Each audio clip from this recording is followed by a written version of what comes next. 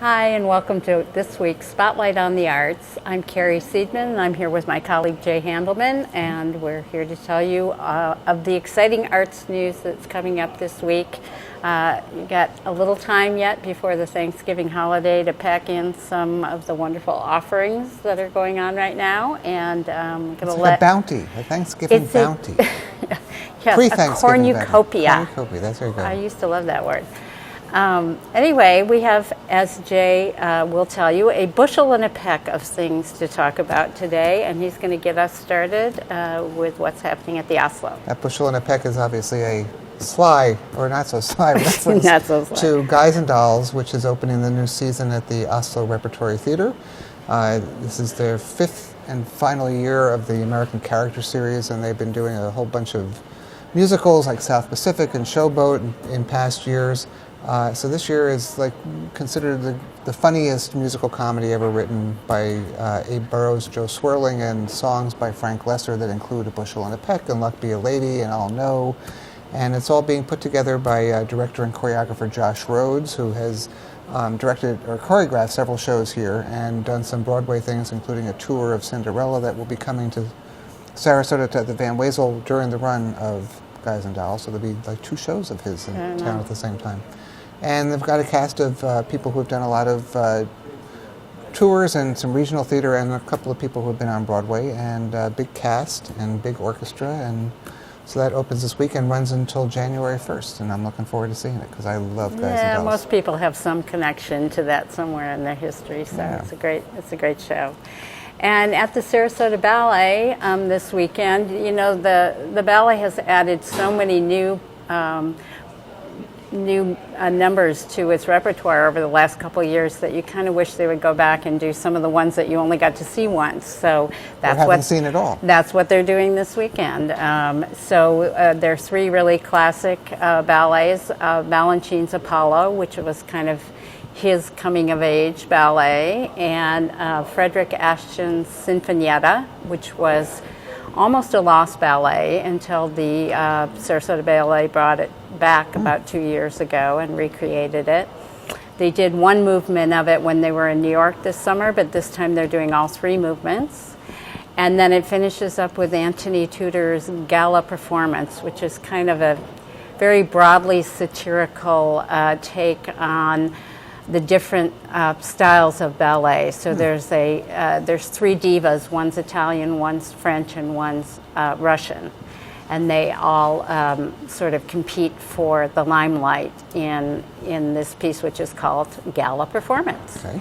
So it's an opportunity to see three really fine choreographers and three really interesting pieces. And these are going to be at the Opera House this time? Yeah, they're at the Opera House this weekend. Yeah, thank you for reminding me so I didn't drive to the wrong place on Friday night. They can't be at the night. FSU Center because that's where Guys and Dolls is. That's so right. That's sort of just process of elimination. At the Venice Performing Arts Center, you can see the beginning of the Venice Symphonies season. They're going to be doing a program that includes the Candide Overture, which is one of the best theater overtures ever written, and works by Tchaikovsky and Brahms, and they have a violin soloist, Joseph Swenson, who's going to be doing the Tchaikovsky Violin Concerto in D major. And so that's Friday and Saturday down in Venice, and you might want to try to check that out. And if you're into a little smaller musical ensemble, the Sarasota Orchestra is having one of its chamber soiree evenings this Thursday.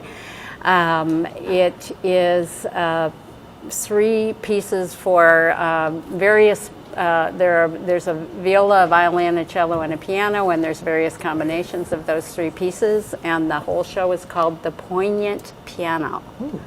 So that's, I believe, just that Thursday night only at 5:30.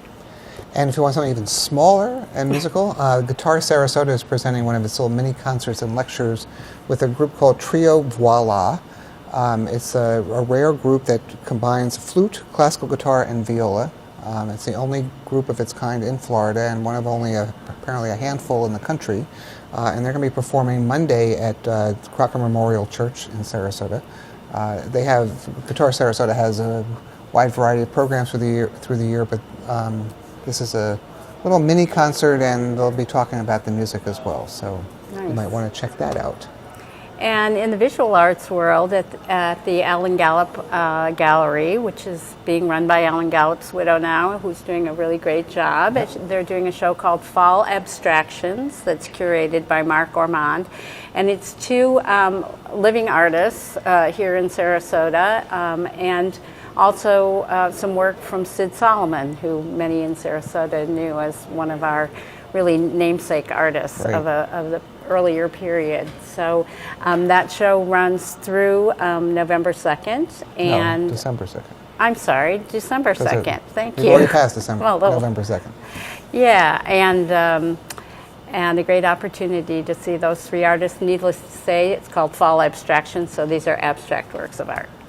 So you can read more about all these things in the ticket section in Thursday's paper, online at heraldtribune.com/ticket, or in our Sunday art section. And this Sunday, I'm going to be taking you along with me on my recent trip to New York. I'm reviewing 7 Broadway shows.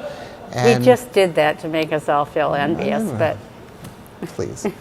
And she's going to make us envious because Carrie has written a story about the Nutcracker, which is the perennial holiday dance piece, and she's got a little roundup of where you can find the Nutcracker at all sorts of levels. Every possible Nutcracker in the Bay Area you might want or not want to see. You could see it 5 or 6 times in 5 or 6 different groups. Anyway, hopefully you'll find something that will help you give thanks for the art scene here, and we will be back next week. Thanks.